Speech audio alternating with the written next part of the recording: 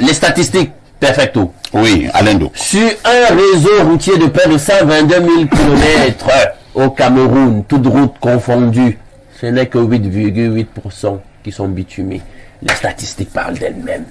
Alain Dou, que nous en parlons tous les jours. Pierre Bleriot est en train de proposer une solution claire. Il pense que pour le cas de la route de Boné-Poupa-Yabassi qui s'est affaissée avant même que nous ne réceptions, qu'on puisse réceptionner cette route, la route s'était déjà affaissée. Il pense que celui qui a gagné ce marché-là, l'acteur de ce marché-là, on doit le pendre. Vous savez comment ça se passe en Chine? Non. Parce que vous êtes dans l'administration et vous êtes coupable de ce genre de forfaiture, de corruption. Mais justement, vous fusillez. Ah bon? Quand on veut produire de grands résultats, il faut utiliser les moyens forts. Et là, le pays, en réalité, là, je fais mon analyse, c'est un pays, en réalité, où on a mis en culture et en, comment le dire, en incubation, la corruption, l'incompétence, l'incurie sur une trame de corruption en réalité. C'est là où nous en sommes. Bleriot a parlé d'un problème mystique, ouais, on pourra le dire, hein. C'est un problème mental, c'est un problème spirituel, c'est un problème autour de la crise des valeurs. Le Camerounais, sur le plan du corpus de valeurs, n'en a pas. En réalité, ceux qui croient encore aux valeurs dans ce pays sont marginaux, ils sont résiduels. Le plus clair des Camerounais ont développé un autre type de mindset. Et l'argent, l'amour du gain, au détriment de tout, du beau, du juste, vous comprenez, de la patrie, passe. En réalité, c'est la conséquence de cela que nous sommes en train de vivre. Parce que les gars, ils sont dans un réseau de corruption où chacun dans la chaîne a pensé à ce qu'il doit gagner en termes de milliards. Tant pis, si pour des décennies, on n'a pas de route. Tant pis s'il y a un accident sur la route en question et qui vole la vie des Camerounais, parce que n'oublions pas, hein, voilà une des répercussions de ce genre de travaux mal faits.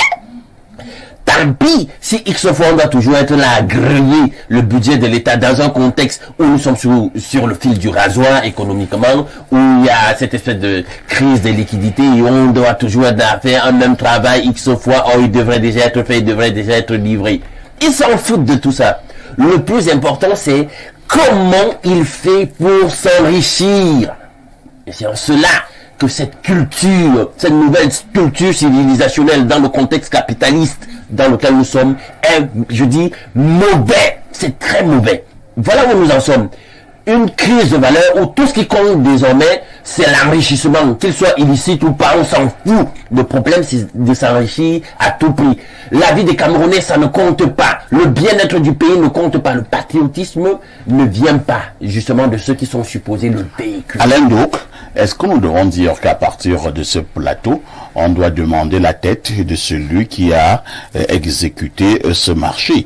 Parce que depuis que cette affaire s'est produite, aucune information, on n'a interpellé personne, on n'a donné aucune explication à qui que ce soit. La vie continue, on continue à faire des débats inutiles, ainsi de suite. On a en attendant l'autre route qui va également s'affaisser, ainsi. Bon, est-ce qu'on doit dire que on reste d'abord focus sur l'affaire de ces deux routes-ci? On doit demander. Remontrez-moi encore les images, hein, voilà. Regardez. Une route qui n'a pas encore été réceptionnée. Attendez, parfois, ici, c'est un large panel.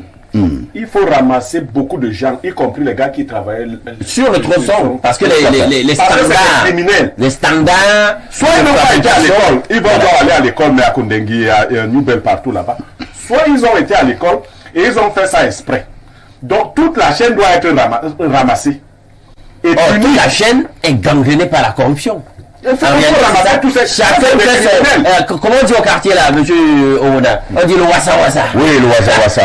Chacun fait le wassa wassa parce que c'est que dans la chaîne plus haut, tel a coupé ceci. Voilà.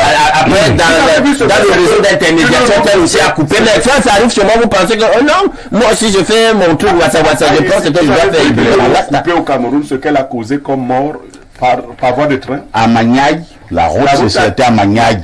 La route a été coupée. Oui. On est allé par le train. Dieu seul sait que personne n'a le courage de dire le nombre de morts que ce train a causé. Le train de la mort. Tout à fait. Personne. D'accord? Moi, je suis des écarts. Donc, vous êtes chez vous là-bas. Vous dites que les gens qui portaient les corps se sont fatigués de porter les corps à Ezeka. En tout cas. 30 Et il a fallu qu'il reste en suspens, hein, parce que c'est très clair, aujourd'hui, en arrière. Regardez donc, les mêmes des criminels s'en vont faire une route qui se coupe de cette façon. Et vous pensez que si on les pend, c'est trop demandé? Maintenant, les statistiques, perfecto. Oui, Alain Do. Sur un réseau routier de près de 122 000 km au Cameroun, toutes routes confondues, ce n'est que 8,8% qui sont bitumés. Les statistiques parlent d'elles-mêmes.